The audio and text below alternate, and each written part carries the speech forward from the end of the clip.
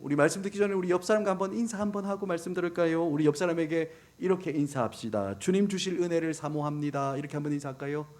주님 주실 은혜를 사모. 아멘. 오늘 이 시간 주님께서 주실 은혜가 반드시 있는 줄 믿으시기 바랍니다. 예, 우리 다시 한번 더 빌립보서 2장 5절부터 11절을 함께 또 보게 됩니다. 주님은 우리에게 뭐라고 말씀하셨습니까? 예수님의 마음을 품고 살아가야 한다. 그렇게 살아가기를 우리에게 원하십니다. 원래부터 처음부터 하나님이신 예수님께서 품으셨던 그 마음, 여러분 그 마음이 무엇이었습니까? 하나님과 동등됨을 취할 것으로 여기지 않으셨습니다. 오히려 자기를 비워 종의 형체를 가지시고 사람들과 같이 되셔서 우리에게 오신 예수님의 마음, 그 예수님의 마음, 여러분 우리 그 마음을, 그 예수님의 마음을 우리는 지난주에 또 함께 보고 묵상했습니다. 그리고 오늘은 우리가 읽었던 말씀 중에서 8절 말씀을 중심으로 예수님의 마음을 좀 더 알아가고자 합니다. 여러분 우리 다시 한번 더 8절 말씀만 다시 한번 더 읽어볼까요? 같이 읽습니다. 시작. 자기를 낮추고 죽기까지 복종하셨으니 곧 십자가에서 죽으심이라. 아멘. 사랑하는 여러분, 예수님은 자기를 낮추셨습니다. 여러분 이거는 안 낮아지려고 이리 피하고 저리 막 피하다가 어쩔 수 없이 막 낮아지신 게 아니라, 여러분 어떻게 해요? 자발적으로, 적극적으로 스스로 낮추시기를 주님께서 선택하신 겁니다. 여러분 바로 이것이 예수님께서 이 땅에 오셨던 모습이고 또한 예수님의 마음입니다. 그러니 여러분 우리가 이 예수님의 마음을 품는다라는 것이 무엇이겠습니까? 높아지려고 또 사람들에게 인정받고 싶어하는 우리도 여러분 누구처럼요? 예수님처럼 내려갈 수 있는 가장 낮은 자리를 선택하는 그 삶의 태도와 마음을 가지고 이 땅을 살아가야 한다라고 주님 말씀하시는 겁니다. 사랑하는 여러분, 우리 예수님은 낮아지고 또 낮아지고 또 낮아지셨습니다. 이 땅에 오실 때부터 어디로 오셨다고 했습니까? 말구유로 오셨죠. 여러분 그런데 그것뿐만이 아니라 갈라디아서 4장 4절을 보면 이렇게 이야기합니다. 갈라디아서 4장 4절을 우리 앞에 한번 보실까요? 같이 한번 읽습니다. 시작. 때가 참에 하나님이 그의 아들을 보냈습니다. 여에게서 나게 하시고 율법 아래에 나게 하신 것은, 여러분 예수님께서 어디에 나셨다고 합니까? 율법 아래에 나셨다라고 이야기합니다. 즉 율법 아래로 자신을 낮춘 겁니다. 그런데 여러분 이 율법은 누가 만드신 겁니까? 하나님 만드신 겁니다. 하나님께서 하나님의 그 마음을 담아서 표현한 것이 율법이죠. 그런데 하나님은 그 율법 아래로 자기를 낮추시는 거예요. 여러분 우리 하나님은 자유로우신 분이십니다. 믿으십니까? 아멘. 그죠? 하나님은 무엇을 하든지 그것을 가지고 뭐라 할 수 있는 존재가 있습니까? 없습니까? 없어요. 그죠? 맞습니다. 하나님이 원하시면 하는 겁니다. 하나님 말씀하시면 그게 되는 거예요. 하나님 그만큼 완전한 자유를 가지고 있는 겁니다. 하지만 여러분 하나님은 그렇게 하지 않으시고 오히려 자기 스스로를 말씀에 묶어 놓으신 겁니다. 사실 하나님의 그 말씀에, 당신의 말씀에 매일 이유가 하나도 없습니다. 그죠? 사실 생각해 보면 저도 제가 했던 말 다 지키지 못합니다. 까먹을 때도 있고 굳이 그렇게까지 해야 할 때가 있나 싶을 때가 있거든요. 그죠? 예를 들면 아직도 우리 애들은 제가 집에 들어갈 때면 아빠 맛있는 거 사와 이렇게 합니다. 그러면 제가 뭐라고 됩니까? 알았어 이렇게 대답을 해요. 여러분 그렇다고 해서 제가 매번마다 맛있는 것을 다 사가지고 갈까요? 안 그렇습니다. 왜? 제 마음이거든요. 여러분 옛날에 엿장수들이 가위질 했다는 거 여러분 아십니까? 알아. 그죠? 이걸로 옛날 사람 요즘 사람 이렇게 나누긴 하는데, 제가 어릴 때도 이렇게 공병 들고 가면 가위 치는 엿장수 소리가 나오면 공병 들고 나가서 막 바꿔먹고 그랬어요. 그런데 이 엿장수가 여기 예준이의 집에서는 가위질을 3번 했습니다. 그죠? 그리고 그 다음에 옆에 있는 그 범준의 집 앞에서는 4번 가위질을 한 거예요. 그리고 난 다음에 또 어디입니까? 여기 초아 보이네. 초아네 집 앞에서는 가위질을 5번 했습니다. 그러면 이제 여러분 저기 하준이 집 앞에서는 엿장수와 가위질 몇 번 할까요? 이럴 줄 알았습니다. 그죠? 옛날 사람들 알죠? 뭡니까? 엿장수 마음대로 하는 거예요. 엿장수 마음대로. 자기 마음대로 하는 거예요. 자기 마음대로. 그죠? 엿장수도 이렇게 자기 마음대로 하는데 하물며 완전한 자유를 가지고 계시는, 모든 주권과 모든 능력을 다 가지고 계시는 하나님은 그렇게 하지 않으신다라는 겁니다. 자기가 원하는 대로 자기 마음대로 하지 않으시고 그가 말씀하신 것, 그가 약속하신 것을 신실하게 반드시 지키셨습니다. 그가 하신 약속과 그 하신 말씀에 스스로를 딱 제한시키시는 너무나도 영광스러운 그런 하나님이신 겁니다. 그런데 그 하나님이 이 땅에 오실 때도 그렇게 오셨다는 거예요. 하나님이신 예수님께서 이 땅에 오실 때 자신이 만들어 놓은 사람들에게 주신 율법 아래로 오신 겁니다. 자기 스스로를 낮추시는 거예요. 마치 율법보다 당신이 낮은 자리에 계시는 것처럼 율법 아래로 그렇게 오신 겁니다. 그래서 여러분, 예수님께서 이 땅에 계실 때에도 자기 마음대로 사신 게 아닙니다. 무엇대로 사십니까? 율법의 요구에 따라서 살아가시며 그 율법에 자신을 딱 묶어 놓으시는 겁니다. 뿐만 아니라 예수님은 세례 요한에게 세례를 받기까지 자신을 낮추십니다. 물론 자기에게 나오시는 그 예수님을 본 세례 요한은 내가 당신에게 세례를 받을 텐데 당신이 나한테 오시면 어떻게 합니까? 하면서 세례를 주지 않으려고 했어요. 그러자 예수님께서 하신 말씀이 뭡니까? 우리가 이와 같이 해서 네가 나한테 세례를 줘서 모든 의를 이루는 것이 합당하다라고 말씀하시면서 뭡니까? 굳이 세례를 받으시는 겁니다. 여러분, 사실 세례 요한이 주던 세례는 회개를 위한 세례, 즉 죄를 기억나게 하는 그런 세례였습니다. 그런데 여러분, 예수님에게는 죄가 있습니까? 없습니까? 없어요. 죄가 전혀 없으신 그분이 바로 우리 예수님이십니다.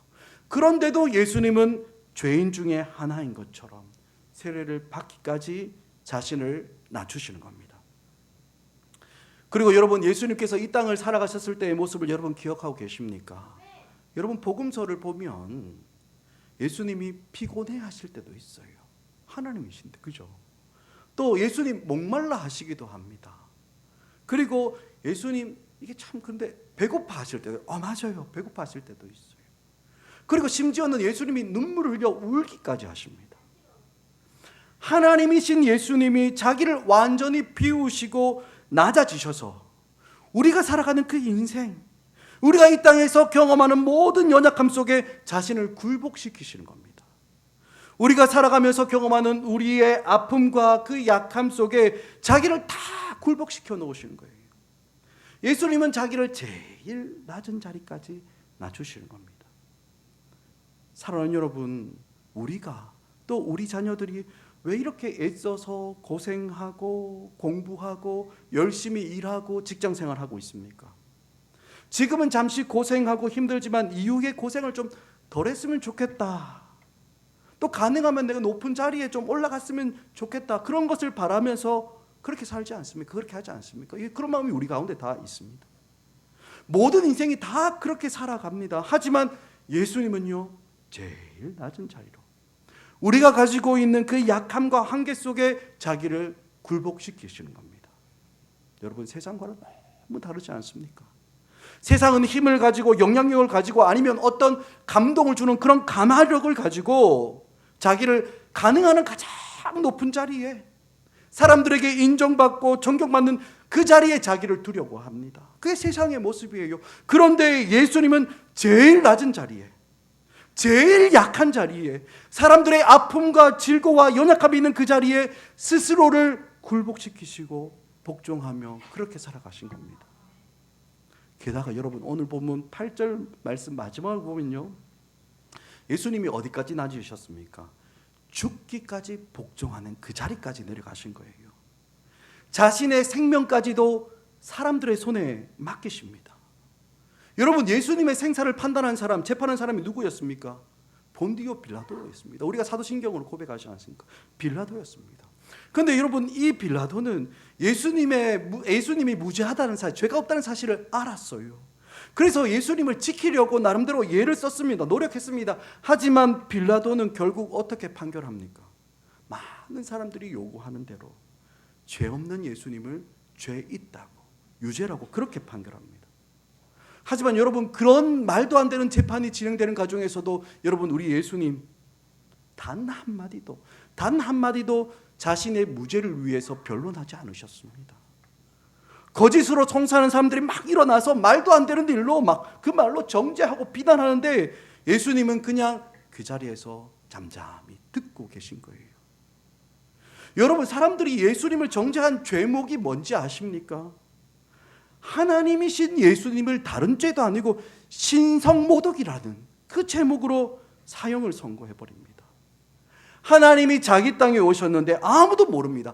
하나님께 창조된 사람들이 자기가 오히려 하나님을 지금 모독하고 있는지도 모르는 채 신성모독이라는 말도 안 되는 죄로 하나님이신 예수님을 정죄하고 사형에 넘겨서 죽이려고 했습니다. 그리고는 십자가에 달린 그 예수님을 조롱하죠. 다른 사람을 구원한다고 하더니만 정작 자기는 구원할 수 없다고, 지금 당장 십자가에서 내려와가지고 너 스스로를 한번 구원해보라고 그렇게 조롱합니다. 아무것도 모르는 사람들에게 진짜 하나님이신 예수님은 자신의 판결을 다 맡겨놓으신 겁니다. 그리고 그 재판에서 한마디도 거스르지 않고 십자가에 달려 돌아가시며 자신의 목숨을 온전히 드리신 겁니다. 사랑하는 여러분, 이 땅을 살아가는 모든 사람들은 억울함을 참 많이 느낍니다. 참 많이 억울해요.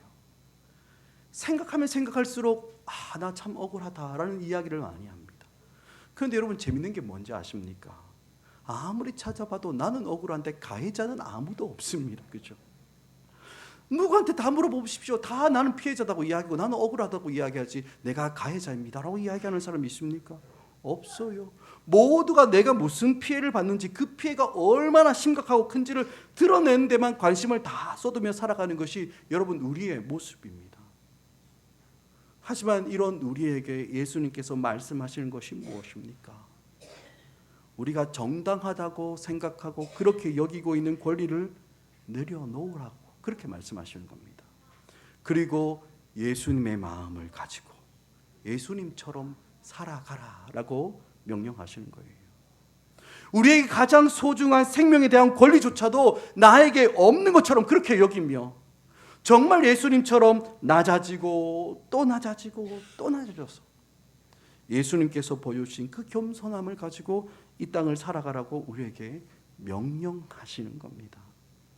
사랑하는 여러분, 예수님의 사람들인 우리는 단순히 조금 더 착한 사람으로 조금 더 많은 선행을 베풀면서 존경받으며 살아가야 한다라고 그런 요청을 받는 것이 아닌 거예요. 여러분, 예수님의 마음을 품는 겁니다. 예수님의 마음을요.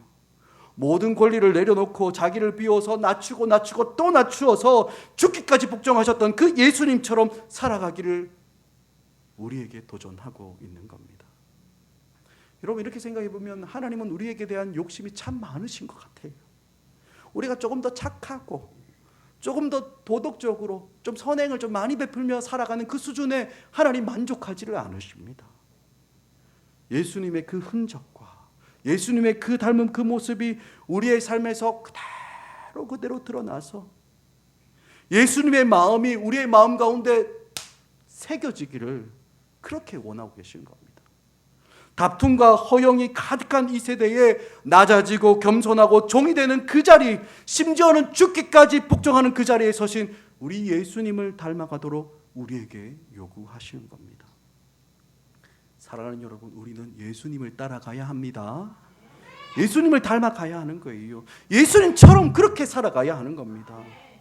내가 나를 높여놓는 그 자리가 아니라 하나님께서 우리를 높이시는 그 자리에 이르기까지 힘을 다해서 종이 되고 낮아지고 또 또 사람들이 나를 알아주든 몰라주든 뭐 상관없이 있는 자리에서 충성스럽게 예수님의 그 마음을 담아내며 살아가야 여러분 우리는 이 세상에서 제대로 살아갈 수 있는 진짜 경쟁력을 가질 수 있게 되는 것입니다. 그리고 여러분 우리만 그렇게 사는 것이 아니라 우리 자녀들도 그렇게 길러야 합니다. 좋은 학벌, 탁월한 능력, 탁월한 인품과 성격, 많은 소유와 인맥, 좋은 스펙, 백그라운드 뭐 사실 우리 이런 거 기대하지 않습니까? 그런데 여러분 이런 걸 다 갖추는 게 가능이나 합니까?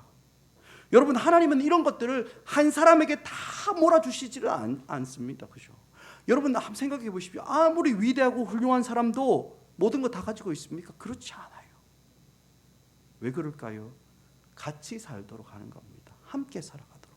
같이 살아가야 하고 다른 사람의 도움을 받도록 그렇게 하나님 만드신 겁니다. 다른 사람들과 더불어 살아가지 않으면 사라지지 않도록 하나님은 우리를 그렇게 만들어 놓으신 겁니다.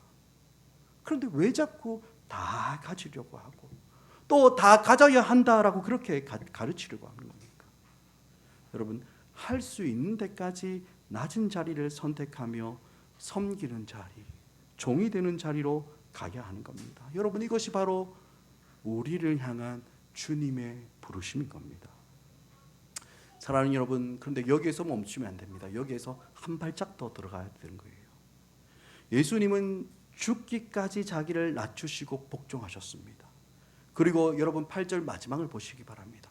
8절 마지막을 보면 예수님은 어디에서? 십자가에서 죽기까지 하셨다라고 그렇게 말씀하고 있습니다. 여러분 예수님께서 십자가에서 죽으신 것이 무슨 의미인지 아십니까? 어떤 사람들은 예수님의 그 십자가 사건을 없었으면 좋았을 뻔한 그런 불행한 사건 정도로 생각합니다. 너무나 착하고 너무나 의롭고 너무나 좋았던 그 사람이, 그 좋았던 분이 33살의 젊은 나이로 꿈도 제대로 펼쳐보지 못한 채 그렇게 안타깝게 죽어야 했다라고 생각하는 사람들도 있어요. 어쩌면 우리 중에도 예수님의 십자가를 위대하고 숭고한 죽음으로만 생각하는 분들이 있지 않을까 생각되기도 합니다. 하지만 여러분 오늘 말씀은 예수님께서 십자가에서 죽으신 것을 그렇게 말씀하지 않습니다. 여러분 이 십자가의 죽으심은 없어서는 안 되는 꼭 필요한 핵심적인 사건이며 동시에 우리가 예수님의 마음을 품고 겸손함과 낮아짐으로 이 땅을 살아가야 하는 그 이유, 우리가 왜 이렇게 살아가야 하는지에 대한 핵심적인 이유를 우리에게 알려주고 있는 사건인 겁니다. 여러분 우리는 주위를 둘러보면 십자가 참 많아요. 뭐 당장에 교회에 달려있는, 첨탑에 달려있는 그 십자가도 우리가 쉽게 보고 있고요. 또 어떤 사람들은 액세서리로 십자가를 참 많이 답니다. 십자가 뭐 귀걸이도 십자가, 이 목걸이도 십자가, 뭐 그죠? 게다가 뭡니까? 차에다가 막 십자가를 이렇게 뭐 걸어놓고 다니기까지 합니다. 그죠? 그런데 여러분 우리가 이렇게 십자가를 좋아하고 십자가를 이렇게 많이 가지고 있는데 여러분 그 십자가에는 어떤 의미가 담겨 있는지 아십니까? 여러분 우리가 예수님의 십자가를 생각할 때마다 반드시 기억해야 하는 것은 이 십자가는 형벌로서의 죽음이다. 저주와 진노와 심판으로서의 죽음이다라는 것을 꼭 기억하셔야 됩니다. 물론 성경은 우리가 인생을 마치고 죽음을 맞이하는 것도 죄의 결과다라고 그렇게 말씀합니다. 그냥 자연의 원칙에 따라 죽는 것이 아니라 죄의 결과, 죄에 대한 형벌로서 죽는다라고 그렇게 말씀하세요. 그런데 예수님의 죽음은 이런 형벌로서의 죽음을 더욱더 이렇게 뚜렷하게 부각시키는 죽음인 겁니다. 사람이 한번 태어나서 죽는 것은 정해진 것입니다. 모든 사람이 죄를 가지고 태어나기 때문에 한 번 죽는 것은 사람에게 정해진 이치인 거예요. 하지만 여러분 그 이후에, 그 죽음 이후에 또 다른 심판, 또 다른 죽음이 있다라고 성경은 그렇게 말씀하고 있습니다. 여러분 오늘 본문에 나오는 예수님의 십자가는 이 형벌과 심판 아래에서 죽으셨다는 것을 강조하고 있는 죽음이에요. 여러분 어떤 형벌, 어떤 심판입니까? 저와 여러분이 육체적인 죽음 이후에 겪게 되는 진짜 죽음, 참된 형벌입니다. 모든 사람들은 한 번 죽은 이후에 하나님 심판대 앞에 서서 영원하고도 참된 심판과 형벌을 받게 됩니다. 이것을 성경은 둘째 사망이다, 영원한 죽음이다라고 이렇게 말씀하고 있는데, 여러분 이 심판, 이 영원한 죽음을 예수님이 십자가에서 담당하셨다라는 겁니다.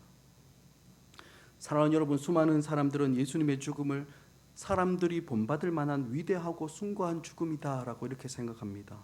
물론 예수님의 죽음 속에 우리가 본받아야 할 그런 요소들도 분명히 있습니다. 하지만 예수님의 죽음은 우리가 본받고 그 죽음을 뒤따르기 그거 하기 이전에 여러분, 하나님으로부터 형벌과 저주와 심판이 임한 것임을 여러분, 우리는 반드시 꼭 기억해야 되는 겁니다. 우리가 태어날 때부터 죄 중에서 태어나고 또 태어난 이후에도 죄를 물 마시듯 하기 때문에 죄가 우리에게 더 익숙하고 죄가 더 편안하기도 합니다. 여러분 이에 비해서 여러분, 하나님은 어떤 분이십니까? 거룩한 분이시죠. 죄를 미워하시고 죄를 멀리 하신 분이십니다. 그래서 하나님에게 있어서 이 죄라는 것이 가장 큰 아픔이고 가장 큰 문제인 겁니다. 왜 그렇습니까? 죄라는 것은 언제나 하나님의 심판을 피할 수 없게 만들고 하나님과 정면으로 충돌하게 만들어버리는 것이기 때문에 그렇습니다. 여러분, 그렇기 때문에 우리가 가지고 있는 가장 핵심적인 문제는 다른 게 아니라 죄의 문제입니다. 우리에게서 경쟁에서 막 뒤처지거나 재능이 없거나 어떤 소유가 업적이나 성취가 모자라는 것은 여러분 실패가 아닌 거예요. 그건 실패가 아닙니다. 아니, 도리어 우리에게 재능이 부족한 것은 하나님의 긍휼과 하나님의 은혜와 하나님의 선하신 손길을 덧입을 수 있는 그런 좋은 기회가 되기도 합니다. 우리가 건강하지 못하거나 이 땅에서의 그 경쟁에서 밀려나는 것은 때때로 하나님의 그 선하신 손길을 경험하게 되는 그런 좋은 기회란 말이에요. 하지만 여러분, 우리의 죄는 어떻습니까? 우리의 죄는 언제든지 하나님과 충돌하게 만들어 버립니다. 그래서 여러분, 이 죄의 문제는 우리의 가장 큰 불행이고 가장 큰 비참함인 겁니다. 그런데 이 모든 죄와 그 죄로 인한 모든 형벌과 심판과 저주를 예수님께서 십자가에서 담당하신 겁니다.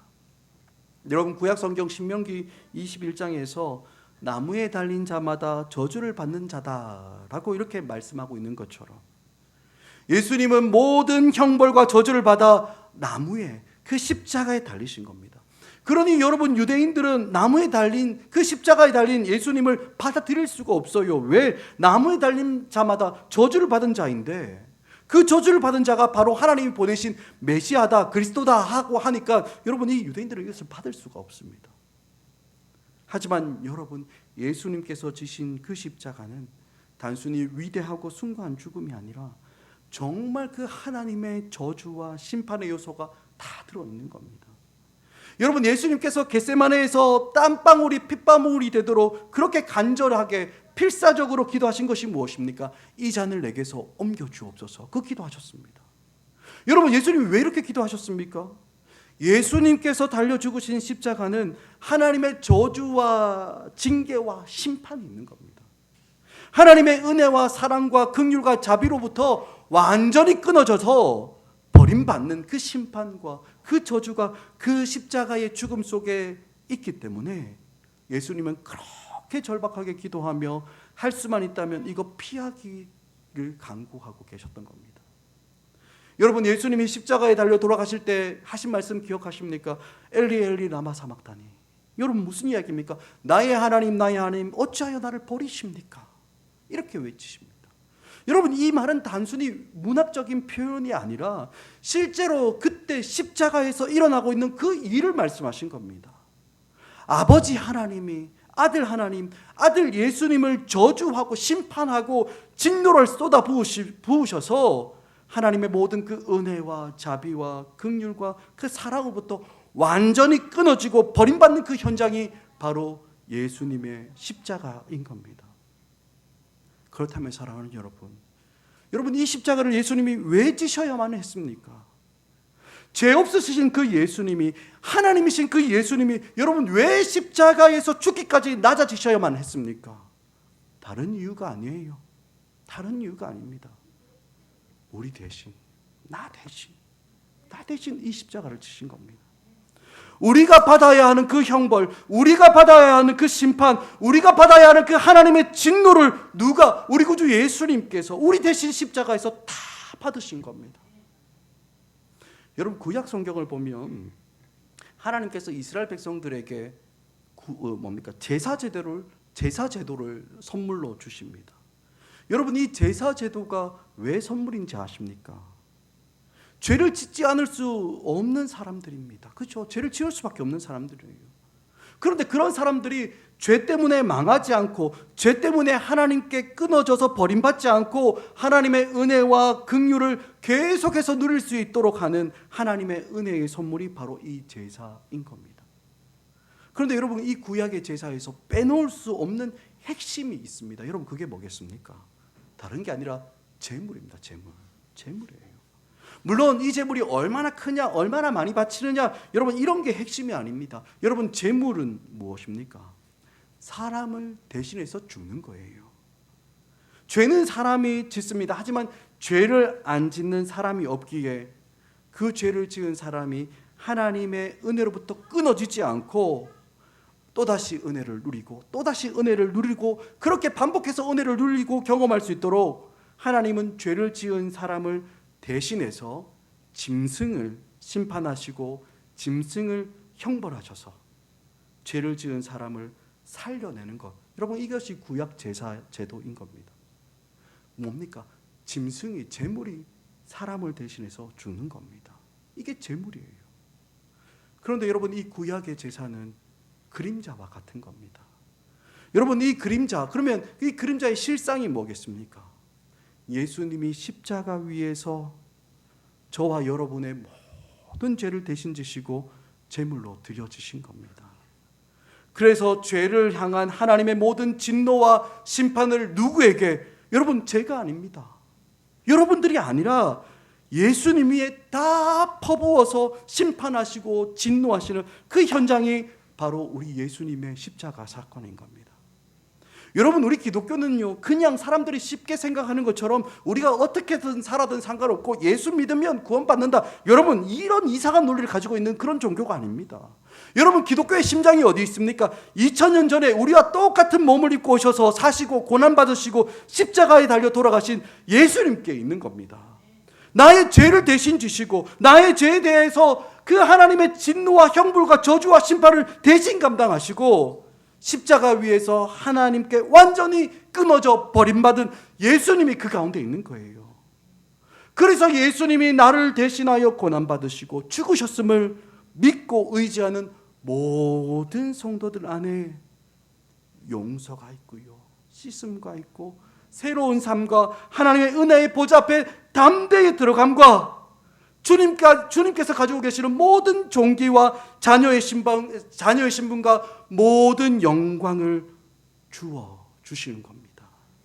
아무 자격도 없고 공로도 없고 일한 것이 아무것도 없는 우리를 위해 죄인이요 병자들이요 세리요 창녀들과 같은 아무런 자격 없는 우리들을 위해서 예수님께서 대신해서 고난받으시고 심판받으셨기 때문에 누구든지 예수 그리스도를 믿고 의지하는 모든 진실한 성도는 다시는 정죄에 넘어가지 않고 다시는 심판을 받지 않고 다시는 하나님께로부터 끊어지지 않고 하나님의 은혜의 보좌 앞으로 담대히 들어가는 그 담력과 영광을 얻게 되는 것이 여러분 우리가 믿는 복음이요 우리가 믿고 있는 기독교의 핵심인 겁니다. 사랑하는 여러분, 세상 사람들이 죽자 살자 돈을 많이 벌려고 하는 이유가 무엇인지 아십니까? 노후를 대비하기 위해서. 여러분 그것은 본질이 아닌 거예요. 본질은 무엇입니까? 자기의 문제를 자기 스스로 해결하려고 하는 것입니다. 하나님 앞에서 떳떳하게 설 수 없는 죄인이라는 사실을 직면하지를 않으려고 하는 겁니다. 아무 자격도 없고 공로도 없는 자신의 모습을 어떤 식으로든 좀 가리고 싶고 좀 덮어놓고 싶고 꾸미고 싶은 거예요. 학벌로 꾸미고 돈으로 꾸미고 신분으로 꾸미고 지위로 꾸미고 사람들이 칭송해주는 그런 인정으로 꾸미고 명성으로 꾸미고 평판으로 자기를 꾸며놓는 겁니다. 하나님 앞에 자기를 정직하게 세우지를 않는 거예요. 그래서 평생 돈을 벌다가 평생 명예를 추구하다가 평판을 쫓아 그렇게 살아가다가 인생을 다 허비해버리고 망하게 되는 겁니다. 여러분 우리는요 죄의 문제를 절대로 스스로 해결할 수가 없습니다. 하지만 여러분 우리 하나님이 이런 사람을 너무나 잘 아시고 너무나 사랑하시는 그 하나님이 우리를 위해 무엇을 주셨습니까? 중보자 주시는 겁니다. 구세주로 우리를 위한 속죄 제물로 예수님을 이 땅에 보내주신 겁니다. 그래서 어떤 자격이나 공로나 이런 것으로 자기 스스로의 문제를 해결하지 않고 주님이 주신 이 귀한 해결책, 사람을 사랑하시고 아끼시는 하나님께서 우리를 위하여 열어놓으신 아들 하나님 예수 그리스도 안에 있는 참 생명의 길을 믿고 영접해서 모셔드리고 주님 품 안으로 도망쳐 들어온 모든 하나님의 사람들에게 살아있는 용서와 새 생명과 이 땅에서는 비교할 수 없는 참된 부요를 그냥 하나님의 사랑과 자비와 긍휼을 따라 그냥 주시는 겁니다. 할렐루야. 사랑하는 여러분, 저는 오늘 여러분들에게 도전하고 싶습니다. 교회 안에 오랜 세월 동안 있었지만 주님을 믿는다고 입으로 고백하지만 여러분 정말 이 십자가, 예수님의 십자가 앞에서 여러분 스스로를 정직하게 바라보신 적이 있습니까?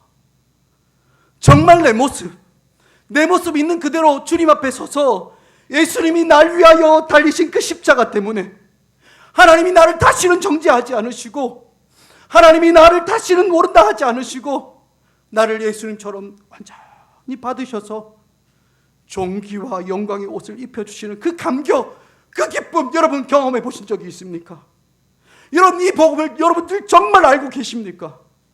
그냥 대충 뭉뚱거려서 예수님 날 위하여 십자가 지셨다 여러분 그렇게 말하지 않고 정말 내가 죽어야 하는 그 자리에 예수님이 대신 서 계셔서 값을 지불하시고 자기의 몸으로 자기의 피로 나를 구원하셨기 때문에 아무런 자격도 없고 아무런 공도 없는 내가 주님 앞에 그냥 서서 이 말할 수 없는 그 부요함을, 이 말할 수 없는 그 선물을 받아 누리는 그 은혜와 영광과 감격이 여러분 무엇인지 아십니까? 내가 이루어 놓은 것으로 나를 자꾸 꾸미려 하지 않고 내가 노력하여 다른 사람들보다 더 나은 무엇인가를 가지려고 하는 것, 그것을 멈춰 놓고 정말 그 아들을 나무에 매달라 죽인 그 하나님 아버지 앞에 내 있는 모습 그대로 서서 주님 이거라도 괜찮습니까? 주님 이렇게 다 깨어져 버린 나의 이 비참한 모습도 괜찮습니까? 실패자요 죄인이요 모두가 다 지탄하는 나 같은 죄인도 괜찮습니까? 이런 질문을 던지면서 하나님 앞에 정말 정직하게 정말 진지하게 여러분 서 보신 적 있으십니까? 사랑하는 여러분, 참된 성도는 진짜 예수님의 사람은 여러분 어떤 사람입니까? 죄인을 부르러 오신 그 예수님 앞에 서서 내 있는 모습을 그대로 정말 내 솔직한 모습으로는 하나님을 만족시킬 수 없다는 자임을 잘 알고 있는데 나는 하나님 앞에서 도저히 설 수 없는 자임을 잘 알고 있는데 그럼에도 불구하고 새로운 생명과 새로운 영광을 주신 줄 믿고 그것을 바라보며 더 이상 나 스스로를 꾸미기를 내려놓고 예수님을 믿고 영접함으로 예수 공로 힘입어서 이 주님이 주신 생명의 길, 구원의 길로 걸어가는 자들이 여러분 바로 예수님의 사람들이요 성도인 것입니다. 사랑 여러분, 이런 예수님의 사람들의 마음에 가지고 있는 것이 무엇인지 아십니까? 부채감입니다. 부채감. 빚진 자의 심정이에요. 이 예수님의 십자가 앞에 서서 우리에게 주시는 그 말할 수 없는 그 영광과 은혜와 구원과 그 기쁨과 그 생명을 내가 받는 것이 정당하다, 내가 마땅한 몫을 받았다 이렇게 생각하지 않는 빚진 자의 심령이 여러분 예수 믿는 자들 가운데 있는 겁니다. 그리고 이 빚진 자의 마음으로 나를 대신해서 죽으시고 나를 향해 쏟아져야 할 모든 하나님의 저주와 심판과 진노와 형벌을 대신 받으셔서 우리에게 새로운 생명과 구원의 영광스러움을 허락하신 그 예수님 앞에 말할 수 없는 감사와 감격과 귀한 드림으로 다른 영혼들을 섬기는 그 자리, 낮아지고 또 낮아지는 그 자리에 서 있어야 하는 것입니다. 사랑하는 여러분, 이 예수 그리스도의 복음을 여러분 믿으십니까? 이 예수님을 여러분 사랑하십니까? 우리를 위해 십자가에서 죽기까지 낮아지신 예수님의 그 마음을 가지고 이 땅에서 낮아지고 종이 되고 섬기고 희생하는 정말 예수님을 닮은 그 아름다움이 우리 드림교회 공동체 모든 성도들 가운데 풍성하게 넘쳐나서 영혼을 섬기고 영혼이 살아나는 그 기쁨과 감격이 가득한 우리 사랑하는 모두가 되길 주님의 이름으로 축원합니다. 아멘.